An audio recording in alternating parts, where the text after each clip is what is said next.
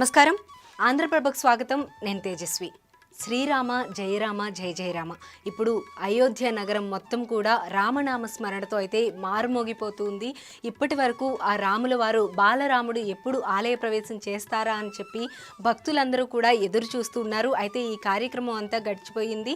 ఆ ఘట్టం అయితే రానే వచ్చింది. మొత్తానికి రాముల వారు నిన్న ఆలయంలోకి ప్రవేశం చేశారు. ఆ తర్వాత బాలరాముడి విగ్రహాన్ని ఆలయం చుట్టూ కూడా ప్రదక్షిణ చేసిన తర్వాత లోపలికైతే తీసుకుని వెళ్ళారు.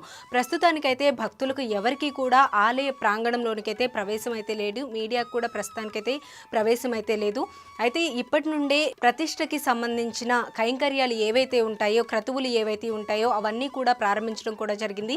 ఇవన్నీ కూడా ఒక పద్ధతి ప్రకారం ఈ కార్యక్రమాలు అనేవి జరుగుతున్నాయి. కేవలం రాముల వారి విగ్రహానికి మాత్రమే కాకుండా ఆలయంలో ఉన్న అంగుళం ప్రతి చోట కూడా పూజా కార్యక్రమాలు అనేవి పద్ధతి ప్రకారం క్రతువులు అనేవి జరుగుతూ ఉన్నాయి.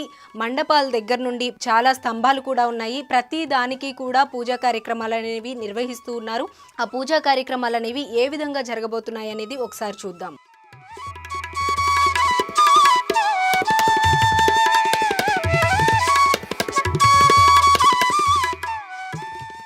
రాముల వారికి సంబంధించిన పూజా కార్యక్రమానికి సంబంధించిన క్రతువులు ఏ విధంగా ఉంటాయి అని చెప్పి ఇప్పటికే రామ జన్మభూమి తీర్థక్షేత్ర ట్రస్ట్ అనేది ఒక లిస్ట్ని అయితే రిలీజ్ చేయడం కూడా జరిగింది.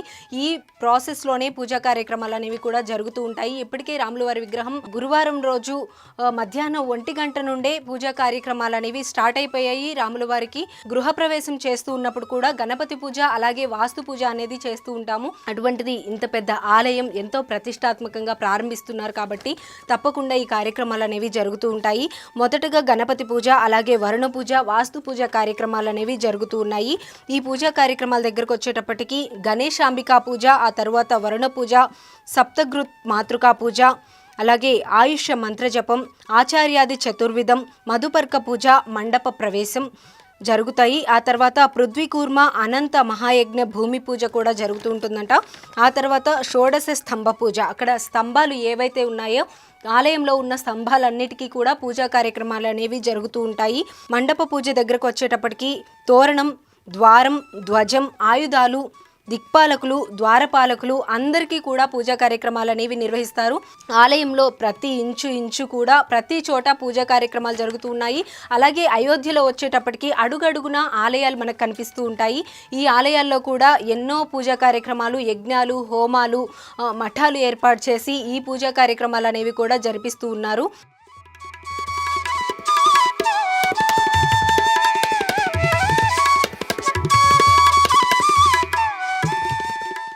ఇప్పటికే వచ్చేటప్పటికి రాముల వారి ఆలయంలో ప్రాణప్రతిష్ఠ కార్యక్రమానికి సంబంధించిన పూజా కార్యక్రమాలు అనేవి కూడా పూర్తిగా ప్రారంభించడం కూడా జరిగింది. మొత్తానికి వచ్చేటప్పటికి గర్భగుడిలో స్వామివారి ప్రతిష్టాపన అనేది 22వ తారీఖున మధ్యాహ్నం ఒక శుభ ముహూర్తంలో అయితే స్వామివారి ప్రతిష్ఠ అనేది జరగబోతుంది.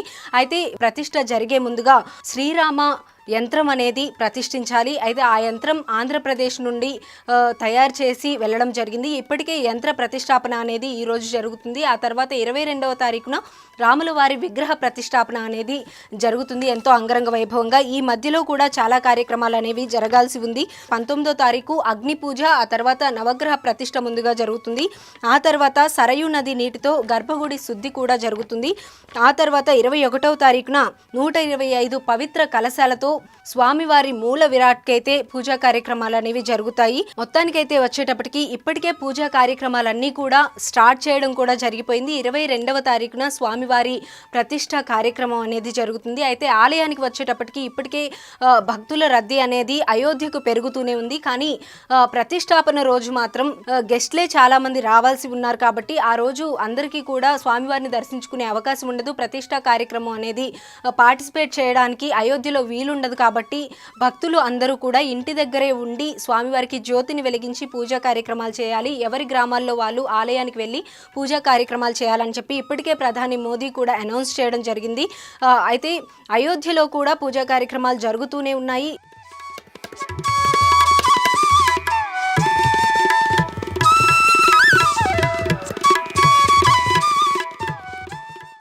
బాలరాముడి విగ్రహం మాత్రం ఇప్పటికే ఆలయంలోకి ప్రవేశించింది. ప్రాయశ్చిత్త పూజతో కార్యక్రమాలన్నీ కూడా స్టార్ట్ చేయడం కూడా జరిగింది. ఇప్పటికే ఆలయం యొక్క ట్రస్ట్ స్వామివారిని దర్శించుకోవడానికి ఆ ఫొటోస్ విజువల్స్ అనేవి బయటికి రిలీజ్ చేయడం కూడా జరిగింది. బాలరాముడిని మనందరం కూడా దర్శనం చేసుకున్నాము.